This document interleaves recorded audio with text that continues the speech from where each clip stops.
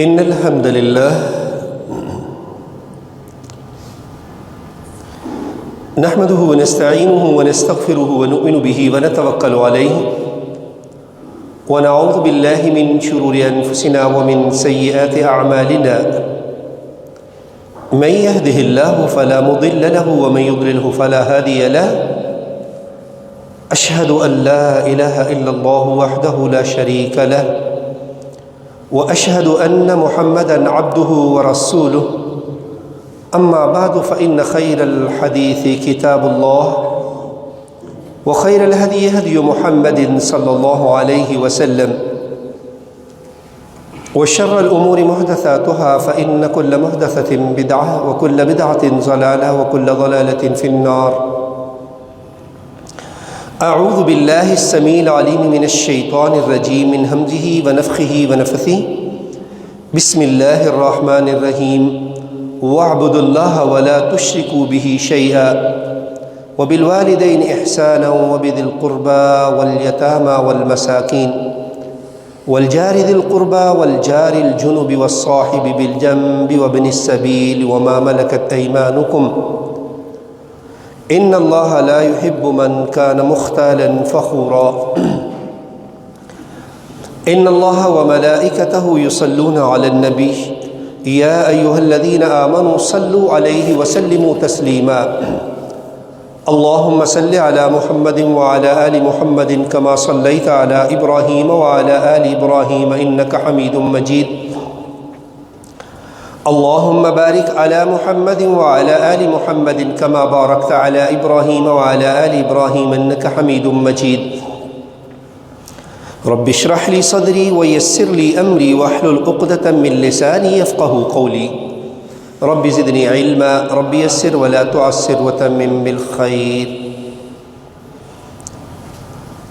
ہر قسم کی حمد و ثنا اللہ وحدہ لا شریک لہ کے لیے ہے. درود و سلام کے تحفے اور تحائف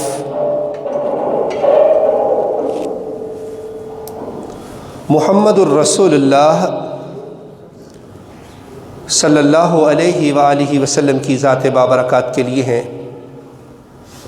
مختصر حمد و صلات کے بعد گزشتہ خطبہ جمعہ سے ہماری بات حقوق العباد کے حوالے سے چل رہی ہے. موضوع تو لمبا ہے لیکن کوشش کروں گا کہ آج اس مختصر سے خطبہ جمعہ کے وقت میں جو چند باتیں پیش کر سکوں وہ کر دوں.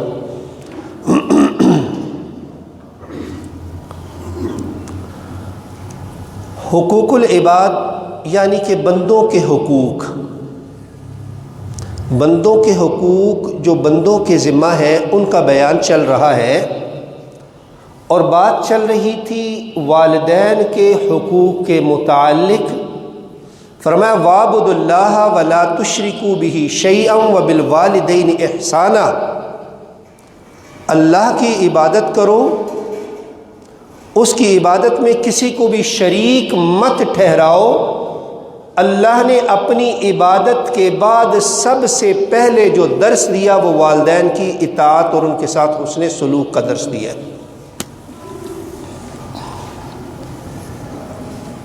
پچھلے خطبہ جمعہ میں کافی باتیں ہوئیں. صرف سبق کو تازہ کرنے کے لیے گفتگو کا محاصل اور نچوڑ بتانے لگا ہوں. چند منٹس میں پھر اپنی بات آگے چلاؤں گا انشاءاللہ.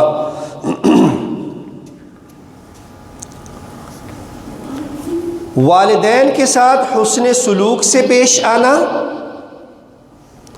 والدین کی اطاعت کرنا اور والدین کے لیے دعا کرنا. حسن سلوک جو ہے اس کے کئی ایک طریقے ہیں. والدین کے احکامات کی تعمیل کی جائے، جو حکم دے اس کو پورا کیا جائے، ان کے ساتھ بہت زیادہ محبت کی جائے. جن باتوں سے ماں باپ کو تکلیف پہنچتی ہو وہ باتیں نہ کی جائے اور نہ ہی دہرائی جائیں، مکمل طور پہ اس طرح کی باتوں سے گریز کیا جائے۔ سب سے قیمتی چیز ہے وقت، جو ممکن ہو زیادہ وقت اپنے والدین کی خدمت کے لیے گزارا جائے، یعنی کہ ان کو وقت دیا جائے۔ اور وقت دینے کی بھی آگے کئی اقسام ہیں، مثلا یہاں تک کہ اگر آپ شب بیدار ہیں، عبادت گزار ہیں، اور ماں باپ کی طبیعت پر آپ کی شب بیداری جو ہے وہ بھی کسی وجہ سے بوجھ بن رہی ہو، بعض کا طبیعت کا معاملہ ہو سکتا ہے، ایک بندہ بیمار ہے، وہ تکلیف میں ہے، آپ اونچی آواز سے تلاوت کر رہے ہیں، بعض اوقات ایسے بھی ہو سکتا ہے کہ ان کو آرام کی ضرورت ہے، آپ کسی اور عبادت میں اس انداز سے مصروف ہیں کہ ان کو مکمل آرام نہیں مل رہا یا ان کے آرام میں خلل واقع ہو رہا ہے، تو اس عبادت سے بہتر ہوگا کہ آپ بھی نیند لے لیں تاکہ آپ کے والدین کو کسی قسم کی کوئی پریشانی نہ ہو۔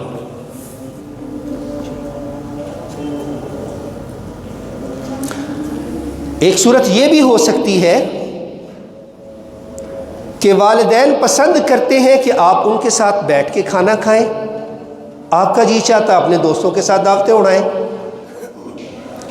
والدین کا جی چاہ رہا ہے کہ ان کو وقت دیا جائے، آپ کی کچھ میٹنگز مس ہو رہی ہیں، دوستوں کے ساتھ کچھ معاملات آپ کے چل رہے تھے، آپ نے طے کیا آپ یا تو ان معاملات کو ماں باپ سے پوچھنے کے بعد طے کر لیں یا انتہائی مختصر کر کے زیادہ وقت اپنے ماں باپ کو دیں۔ اگر ان کو آپ کا باہر رہنا مناسب نہیں لگتا ہے تو نہ رہیں، اگر ان کو یہ اچھا نہیں لگتا کہ آپ باہر کھانا کھا کے آ جائیں اور والدین آپ کے انتظار کرتے رہیں، تو باہر کی دعوتوں سے، مرغن کھانوں سے گھر کا سادہ کھانا بہترین ہو جائے گا جو آپ اپنے ماں باپ کے ساتھ بیٹھ کے کھائیں گے۔ انشاءاللہ اللہ اس میں لذت بھی ڈال دے گا، اللہ اس میں طاقت بھی ڈال دے گا، اور آپ کا یہ اطاعت گزاری میں بھی آ جائے گا اور حسن سلوک میں بھی آ جائے گا انشاءاللہ۔ زندگی میں بھی ان کے لیے دعائیں کریں، اے اللہ ان کی جان کی حفاظت کرنا، اے اللہ ان کے ایمان کی حفاظت کرنا، اے اللہ میرے ماں باپ کو صحت اور تندرستی والی زندگی عطا فرمانا، اے اللہ ان کا وقت عبادات کے ساتھ قیمتی ہو جائے، ان کی زندگی کو خیر اور برکت والا بنا دینا، اے اللہ اپنے مال سے خیر کے ساتھ خود بھی نفع اٹھائیں اور لوگوں کو بھی نفع دینے والے بن جائیں، اے اللہ خیر کے پودے لگانے والے بن جائیں میرے ماں باپ، یہ دعائیں کرنا۔ اور جب اس دنیا سے رخصت ہو جائیں، رب ارحمہما کما ربیانی صغیرا، پھر بھی دعائیں کرنا، اے اللہ ان دونوں پہ رحمت کر دینا، کرم کر دینا، فضل اور انعام کر دینا۔ اللہ تو جانتا ہے میں چھوٹا سا تھا، میں تو اپنا آپ سنبھال بھی نہیں سکتا تھا، میں تو پاس پڑی ہوئی چیز کو اپنے منہ میں بھی نہیں ڈال سکتا تھا، اس وقت سے لے کر اب تک ساری چاہتیں انہوں نے دیں، ساری محبتیں انہوں نے مجھ پہ نچھاور کا دیں، اے اللہ بڑی شفقت کے ساتھ، بڑی مہربانی کے ساتھ، بڑے پیار اور خلوص اور چاہتوں کے ساتھ انہوں نے مجھے پالا پوسا، اللہ جس طرح انہوں نے مجھ سے پیار کیا، اللہ اس سے بھی زیادہ تو ان سے پیار کرنا، تو اس سے بھی زیادہ شفقت والے معاملے فرما دینا، دونوں کو ہی معاف کر دینا، آمین یا رب العالمین۔ نیک لوگوں کی دعائیں، رب اجعلنی مقیم الصلاۃ ومن ذریتی ربنا وتقبل دعاء، ربنا اغفر لی ولوالدی وللمؤمنین یوم یقوم الحساب.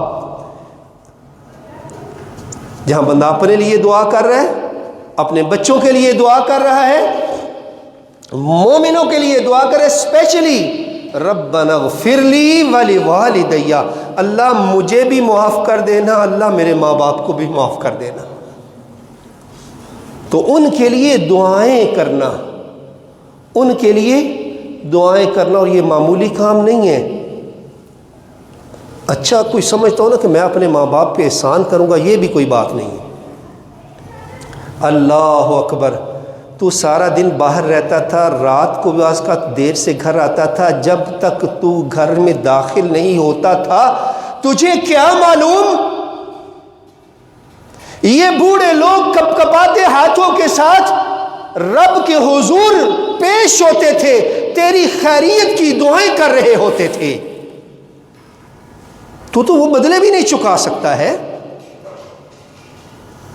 اور پھر بندہ جب اس دنیا سے چلا جاتا ہے نا، دعائیں میں نے کہا اس لیے بھی ضروری ہیں.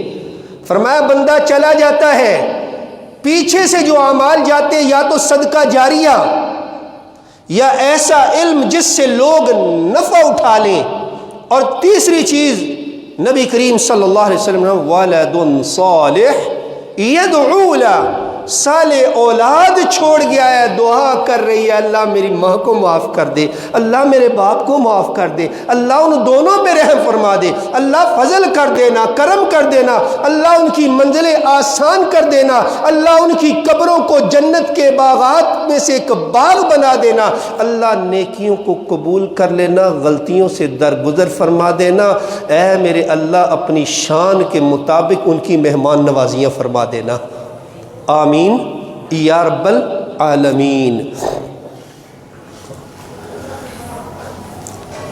بھائیو،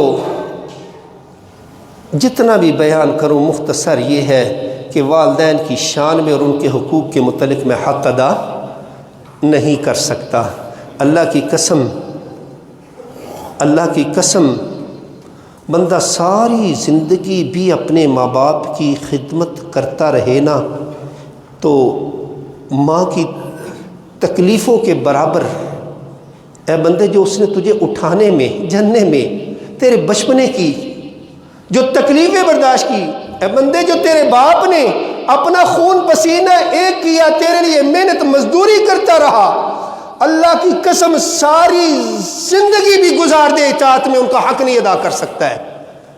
یہ تو مالک کی مہربانی ہے، یہ تو مالک کی مہربانی ہے کہ تجھے اس نے عطا کر دیے، تیری رحمت کا، تیرے لیے رحمت کا سبب بنا دیا ہے، تیری بخشش کا سامان کر دیا ہے.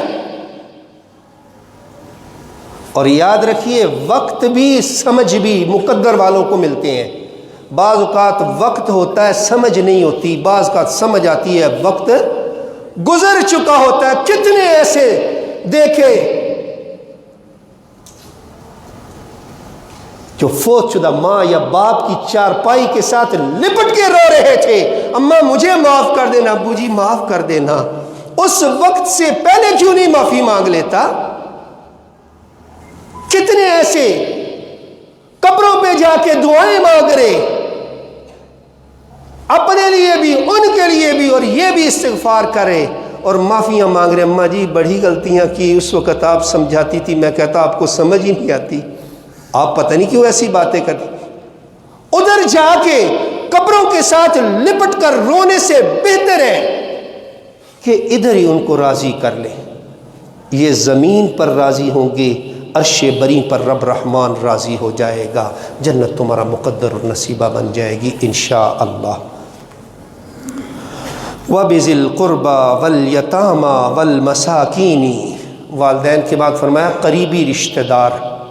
قریبی رشتہ داروں ایک قسم تو والدین جو تیرے عدم سے وجود میں آنے کا سبب بنے. پھر دیکھ تو نے آنکھ کھولی، اب کچھ ماں کے رشتہ دار تھے ننیال والے، کچھ باپ کی طرف سے رشتہ دار سے ددیال والے، نان کے بھی داد کے بھی. قریبی رشتہ دار، اور مبارک ہو تمہیں، خوش قسمت، اللہ کی قسم اسلام جیسا مذہب ملا جس نے ہمیں رشتوں کا تقدس دیا، جس نے ہمیں جینے کا سلیقہ دیا۔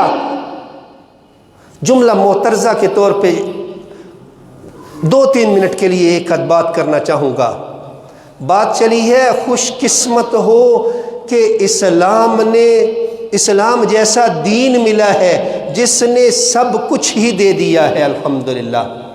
لیکن کچھ لوگوں کو یہ خوشی ہضم نہیں ہو رہی ہے، وہ پھر بھی جا کے وہ بڑی زمین ہو، بڑی جائیداد ہو، بڑا مال ہو، لیکن کسی کے سامنے ہاتھ پھیلا رہا ہو تو اس کو کیا بدھو ہی کہیں گے نا، کم ظرف ہی کہیں گے نا، بے حیائی کہیں گے نا۔ تیرے پاس غمی کے اصول موجود ہیں، تیرے پاس خوشی کے طریقے موجود ہیں، تیرے پاس منانے کے لیے دن موجود ہیں، تیرے خوشی کے طریقے اپنے، تیرے غمی کے طریقے اپنے، تیرے شادیوں کے طریقے اپنے، تیری فوتیدگیوں کے طریقے اپنے،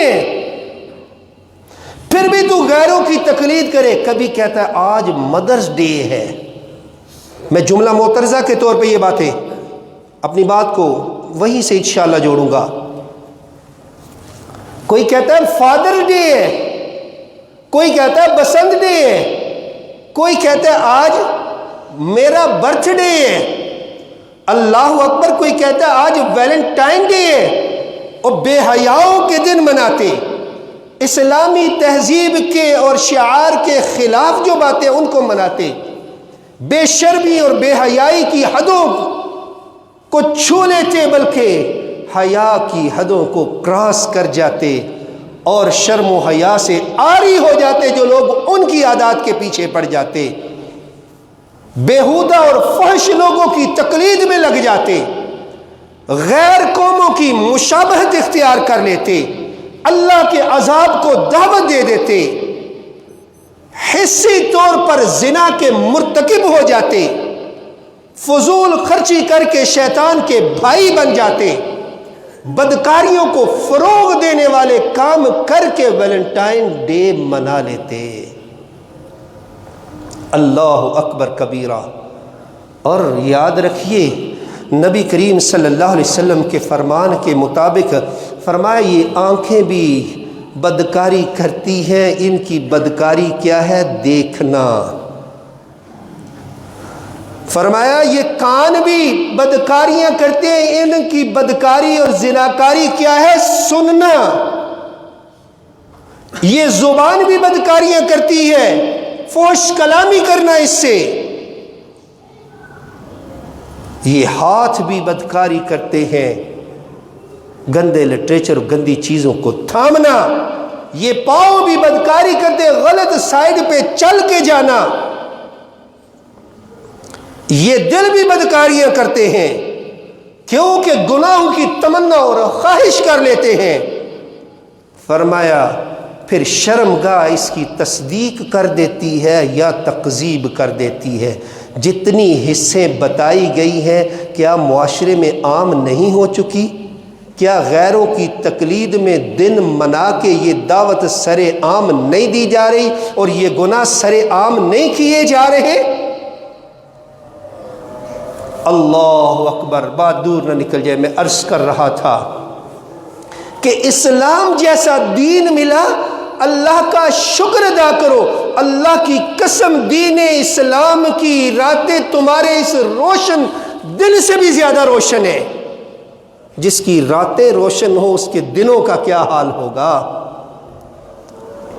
سب کچھ موجود ہے الحمدللہ اللہ کی رحمت سے۔ اب ہر ایک چیز کی موجودگی میں، بہترین تہذیب اور تمدن کی موجودگی میں، بہترین تہواروں کی موجودگی میں، بہترین دنوں کی موجودگی میں کوئی اور چیز اپناؤ گے تو اس کا مطلب پٹڑی سے اتر جاؤ گے۔ مثال کے طور پہ ماں باپ کی اطاعت کے متعلق آپ نے پچھلے جمعے میں بھی سنا، اب بھی سنا۔ اب مجھے بتائیے کہ سال میں ایک دن منا لینا کافی ہے؟ Her day fathers day, her day mothers day, پھر سال میں ایک دن کیوں؟ پتہ ہے کون لوگ مناتے ہیں؟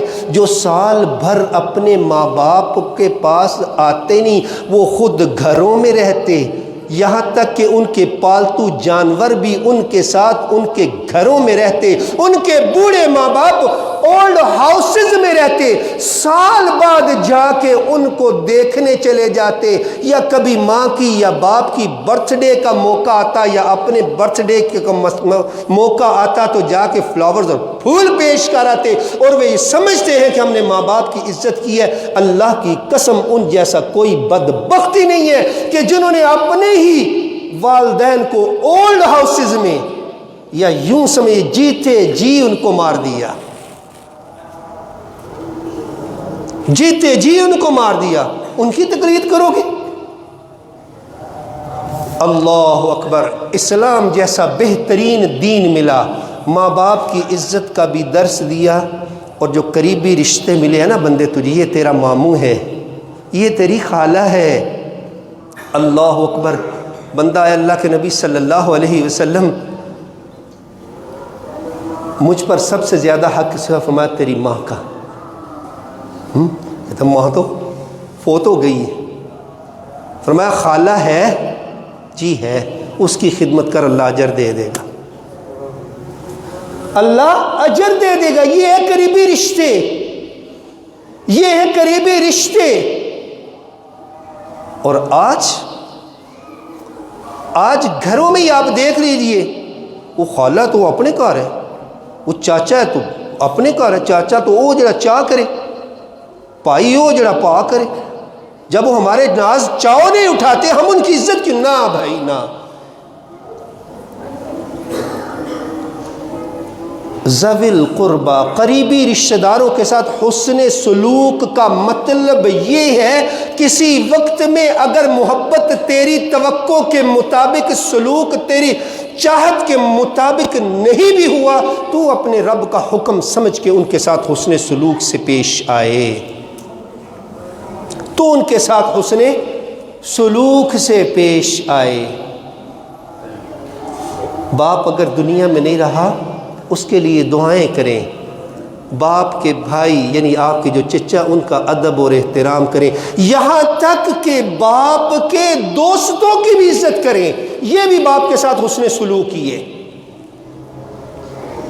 یہ ہے قریبی رشتے، آپ کے بھائی ہیں، آپ کی بہنیں ہیں، آپ کے بھائی، آپ کی بہنیں، اور اسی طرح نسب اور سحر کے جو رشتے ہیں یہ سارے اقربا ہیں۔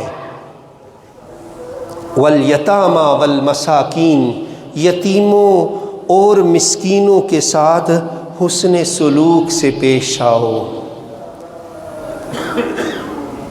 بہترین گھر وہ ہوتا ہے اس زمین کی پشت پر جس میں یتیم کے ساتھ بہترین سلوک کیا جا رہا، اس کی پرورش کی جا رہی ہو۔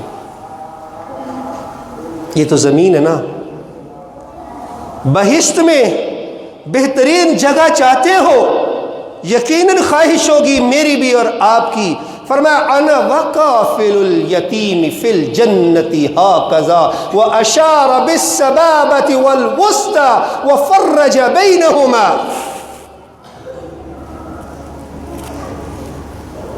فرمایا جنت میں میں اور یتیم کی پرورش کرنے والا اس طرح ہوں گے۔ اللہ اکبر! جنت میں میں اور یتیم کی پرورش کرنے والا اس طرح ہوں گے۔ آپ نے ان دو انگلیوں سے اشارہ فرمایا، اس طرح وقفہ فرمایا۔ اگر جنت میں محمد مصطفیٰ صلی اللہ علیہ وسلم کی ہمسائیگی چاہتے ہو، یتامہ کا خیال کر لو۔ اللہ اکبر! اور دوسری طرف تصویر کا دوسرا رخ، ما سلککم فی سقر قالوا لم نک من المصلین ولم نک نطعم المسکین۔ جہنمیوں سے سوال ہوگا نا، جہنم کی آگ کیوں تمہارا مقدر اور نصیبہ بن گئی؟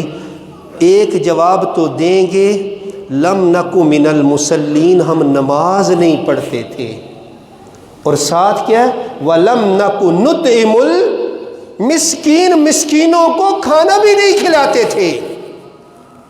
فرمایا بسم اللہ الرحمن الرحیم، ارأیت الذی یکذب بالدین فذلک الذی یدعو الیتیم ولا یحض علی طعام المسکین۔ کیا اس شخص کو دیکھا جو روز جزا کو جھٹلاتا ہے؟ پتہ ہے وہ کون سا ہے؟ جو یتیموں کو دھکے دیتا ہے اور مسکینوں کو کھانا کھانے کی رغبت ہی نہیں دلاتا ہے۔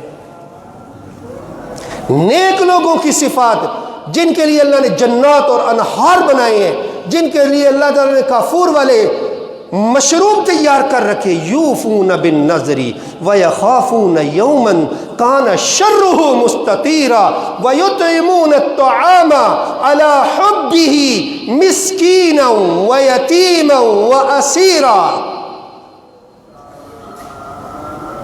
محبت رب کے ساتھ ہے۔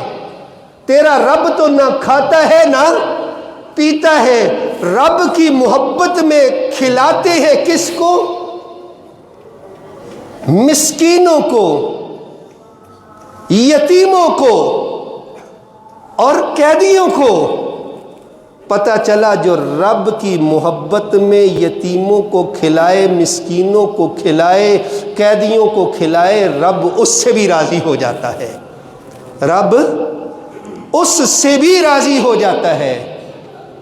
اور دنیا میں سورہ فجر میں بھی اللہ تبارک و تعالی نے ذکر کیا نا، بندے کو جب کوئی تنگی آتی ہے نا تو سمجھتا ہے کہ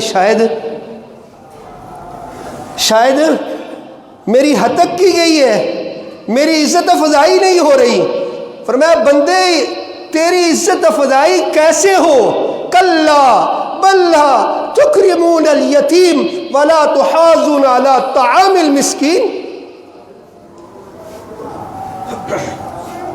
یتیموں کو کھانا کھلانے کیوں نہیں کھلاتا ہے؟ یتیموں کی عزت کیوں نہیں کرتا ہے؟ یتیموں کو تکریم کیوں نہیں دیتا ہے؟ مسکینوں کو کھانا کھلانے کی رغبتیں کیوں نہیں دلاتا ہے؟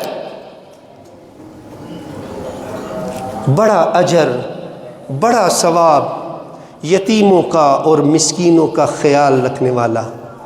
ہمارے نبی کریم صلی اللہ علیہ وسلم کی صفات میں بھی جو بہترین صفات ذکر کی گئی نا، آپ کے گھر کی گواہی سنیے۔ جب پہلی وحی آئی نا، پریشانی کا عالم، زملونی زملونی، کمبل اڑا دو، جب یہ کیفیت دور ہوئی نا، مومنوں کے ماں میری اور آپ کی امی جان امی خدیجہ رضی اللہ تعالی عنہا ساری بات چیت معلوم کی۔ معلوم کرنے کے بعد پتہ ہے کیا فرماتی ہیں؟ کلا واللہ لا یخزیک اللہ ابدا۔ اللہ کی قسم اٹھا کے کہتی ہوں، اللہ کی قسم اٹھا کے کہتی ہوں، اللہ آپ کو رسوا نہیں کرے گا، اللہ آپ کو رسوا نہیں کرے گا۔ کیوں؟ آپ صلہ رحمی کرتے ہیں، آپ سچ بولتے ہیں، آپ مہمانوں کی عزت کرتے ہیں۔ جس کا کوئی کمانے والا نہ ہو آپ اس کو کما کر دیتے ہیں، جس کا کوئی بوجھ اٹھانے والا نہ ہو آپ اس کا بھی بوجھ اٹھا لیتے ہیں۔ آپ حق کی لڑائیوں میں ساتھ دیتے ہیں۔ ایسی صفات کا تذکرہ، جس نبی کی یہ صفات ہوں کہ جس کا کوئی کمانے والا نہیں اس کو بھی کما کر دیتے تھے، جس کا کوئی بوجھ اٹھانے والا نہیں اس کا بھی بوجھ اٹھا لیتے تھے۔ صرف اسی پہ بس نہیں، فرمایا جو یتیموں اور بیواؤں کی خدمت میں لگ جاتا ہے نا، ایسے ہی ہے جیسے دن کو روزہ رکھا ہوا ہے، رات اللہ کی راہ میں، رات اللہ کے حضور قیام میں کھڑا ہے۔ رات دن روزوں میں ہے، رات قیاموں میں ہے۔ یہ مجاہد فی سبیل اللہ سمجھو، جو بیواؤں اور یتیموں کی خبرگیری کر رہا ہے۔ ذوی القربى والیتامى والمساکین وابن السبیل والجار ذی القربى والجار الجنبی۔ قریبی ہمسایہ اور اجنبی ہمسایہ، ان کا بھی خیال رکھو، حسن سلوک سے پیش آؤ۔ بات چلیے حقوق العباد کے متعلق، بندوں کے ذمہ بندوں کے حقوق۔ یاد رکھیے نبی کریم صلی اللہ علیہ وسلم کا فرمان اگر میں ایک صرف سنا دوں نا کافی ہو جائے گا، لیکن ایمان کی آبیاری کے لیے بعض کا ضرورت ہوتی ہے نا، مجھے بھی اور آپ کو بھی۔ فرمایا جبریل آئے میرے پاس، مجھے ہمسایوں کے حقوق کے متعلق بتاتے رہے یہاں تک کہ مجھے گمان ہونے لگا کہ آج تو شاید ہمسائے کو وراثت میں بھی حقدار بنا دیا جائے گا۔ آج ہم دیکھ لیں ہماری سب سے زیادہ لڑائیاں ہمسایوں کے ساتھ ہوتی ہیں۔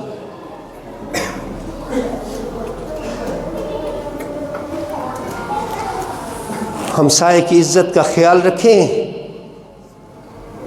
اس کی عزت سے کھیلنا بڑے گناہوں میں شمار ہوتا ہے۔ فرمایا اللہ کی قسم وہ مومن نہیں ہے، اللہ وہ مومن نہیں، فرمایا وہ مومن نہیں ہے کہ جس کا پڑوسی اس کی تکلیفوں سے، جس کا پڑوسی اس کی وجہ سے تکلیف میں، وہ تو مومن ہی نہیں ہے۔ جس کی تکلیفوں سے اس کا پڑوسی محفوظ نہیں ہے وہ مومن ہی نہیں ہے۔ اللہ اکبر۔ ایک عورت کا ذکر کیا گیا نبی کریم صلی اللہ علیہ وسلم کے سامنے، بڑی نمازیں، بڑے روزے، بڑے صدقے، بڑی خیراتیں، لیکن ہمسائی ناخوش ہے، ہر وقت لڑتی رہتی اس سے۔ فرمایا جہنم میں جائے گی۔ ایک اور عورت ہے، نمازیں روزے تو فرضی کام ہے، خوبی ہے اس کی، ہمسائی اس سے خوش ہے، فرمایا جنت میں جائے گی۔ اب آپ خود حساب لگا لیجئے، ہمسایوں کے حقوق، ہمسایہ قریبی ہو تو اجر ڈبل ہو جائے گا، مسلمان بھی ہے اور بڑھ جائے گا۔ ہمسائیگی کا حق، اسلام کا حق، رشتہ داری کا حق، اللہ اکبر، قرابت داری کا حق۔ ہمسایہ اگر غیر مسلم بھی ہو اس کا بھی ہمسائیگی کا حق ہے، اس کے ساتھ بھی اچھے سلوک اور اچھے طریقے کے ساتھ رہنا ہوگا، یہی اسلام نے تعلیم دی ہے۔ چاہے جاننے والے، شہروں میں زیادہ تر ہوتا ہے، گاؤں میں تو زیادہ تر ہمسائے جاننے والے ہوتے ہیں، شہروں میں بعض کا لوگ نئے بھی آتے ہیں، اور آپ دیکھیں کہ ہمسایوں کو کوئی بندہ فٹافٹ پوچھتے ہی کو نہیں۔ اور حدیث میں کیا ہے، بندے کو یہ بات زیب نہیں دیتی رات خود تو شکم سیر ہو کے پیٹ بھر کے سو جائے، اس کا ہمسایہ بھوکے رات گزر، پوچھو نہیں ہے۔ فرمایا سالن بناؤ نا، کبھی شوربہ زیادہ کر لیا کرو، ہمسایوں کو بھی بھجوا دیا کرو۔ اللہ اکبر۔ میں اور آپ دیکھ لیں ہم آج کتنا ہمسایوں کا خیال رکھتے ہیں۔ ایک وقت وہ تھا، ایک گھر میں بکری کا سر آیا ہے، انہوں نے کہا ہمارے ہمسائے اس کے زیادہ مستحق ہے، ان کو دے دیا۔ اس نے آگے 7 گھروں سے بکری کا سر پھرا کے پھر پہلے گھر میں آ گیا ہے۔ یہ تھے حقیقی معنوں میں مسلمان، یہ تھے ہمارے اسلاف، یہ تھے ہمارے بزرگ، یہ تھی ہماری روایات۔ اللہ اکبر کبیرہ۔ قریبی ہمسائے بھی، اجنبی ہمسائے بھی، ان کا خیال رکھو۔ والصاحب بالجنب وابن السبیل، پہلو کے ساتھی کا بھی خیال رکھو، مسافروں کا بھی خیال رکھو۔ اور مسافر جب گھر میں ہو، مقیم ہے، اگرچہ حیثیت والا بھی ہے، اگر مسافر ہے، پریشانی کے عالم میں ہے، اس کی کسی طریقے سے بھی، حتیٰ کہ آپ صدقات سے بھی مدد کر سکتے ہیں۔ کئی دفعہ ایسے ہوتا ہے بندے کا زیادہ راہ گم ہو گیا، چوری ہو گیا، پریشان ہو گیا مسافر، تو ایسے مسافر کو بھی بے سر و سامانی کے عالم میں اکیلا نہ چھوڑے، وہ آپ کا مسلمان بھائی ہے، یا جو بھی مسافر ہے، جو بھی مسافر ہے اس کی مدد کر دے۔ اور پہلو کا ساتھی، اللہ نے یہ ساتھی سکون کے لیے، وَخَلَقَ مِنْهَا زَوْجَهَا لِيَسْكُنَ الیہا۔ آج بڑے بڑے لطیفے بناتے نا بیویوں پر، نہ بھائی نہ۔ فرمایا خیرکم خیر لأہلہ، تم میں سے بہترین وہ ہے جو اپنی گھر والیوں کے لیے بہترین ہے۔